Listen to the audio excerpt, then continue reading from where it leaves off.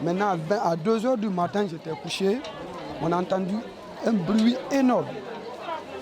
Maintenant, les premières sorties, maintenant, il y a eu 4-5 personnes de la famille qui étaient sorties pour aller voir qu'est-ce qui se passait au dehors. Ils ont sorti, subitement on a vu. Le premier cas, c'est... Les ordures n'étaient pas venus jusqu'ici. Maintenant, il y a eu beaucoup de monde au dehors pour voir ce qui se passait. Sous coup, maintenant, le deuxième vague est venu maintenant. C'est ça qui a renversé maintenant, a poussé la maison tomber.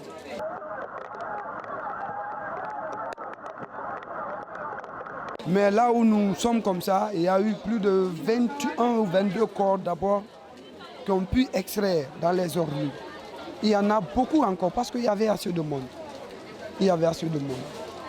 Et nous avons vu des cas, il est très très difficile d'en parler parce que voir l'être humain comme ça, perdre la vie comme ça, c'est pathétique.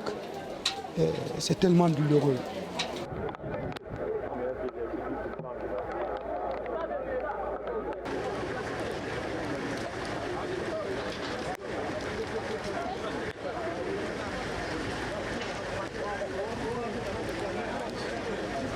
On compte une trentaine de morts.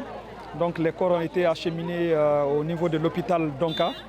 Et ensuite, nous sommes à 22 blessés. Et donc, très tôt le matin, le gouvernement a mobilisé toutes les agences du gouvernement, la société civile, la Croix-Rouge, d'abord pour chercher les gens sous les décombres.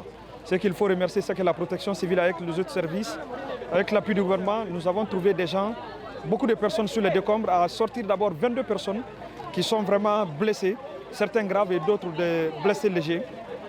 C'est ce qui est important. Mais les autres corps et la recherche continuent.